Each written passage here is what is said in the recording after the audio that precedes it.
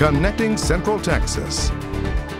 This is 25 News. Hi there, everyone. I'm Todd Unger, and here's a look at your top stories on this Monday. Breaking news out of Harris County. A federal judge is ruling against an effort to toss out 127,000 votes there done via drive-through voting. So those votes will, in fact, count. A group of Texas Republicans was attempting to get them tossed, but to no avail. This is just one day after the Texas Supreme Court rejected a similar request from some conservative Republican activists. The Texas Tribune says they're arguing the drive-through program was an expansion of curbside voting and under state election law should have only been available to voters with disabilities. Judge Hainan says if he had ruled, he would not have tossed out those votes, but he agrees with Republicans that voting should be inside a building.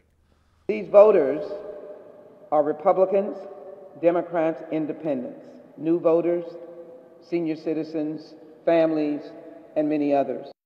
Now, during early voting, Harris County has seen record-breaking turnout.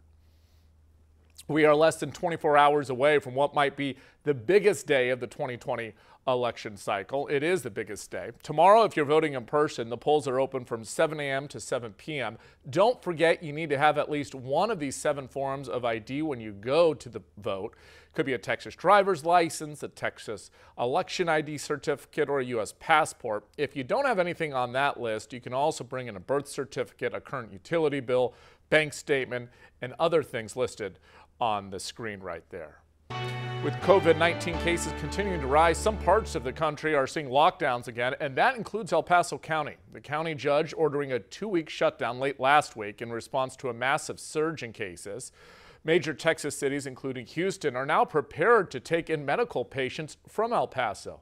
Once a community sort of lets their foot off the brake, doesn't really monitor what's happening in congregate facilities, be it family gatherings, and in our environment, it's the border as well, right? I think the lesson to learn for all communities is you have to be diligent, persistent, and continue to watch the data.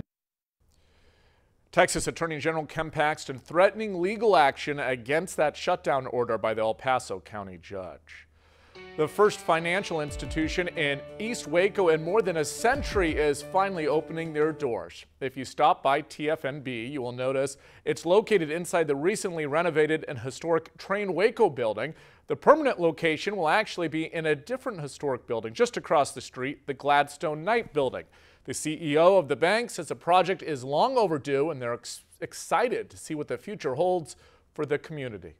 That whole community is a vibrant and very successful and professional community that deserves to have the financial services that only a community bank can earn in their community. Hopefully more businesses will follow and the community can get everything that they deserve.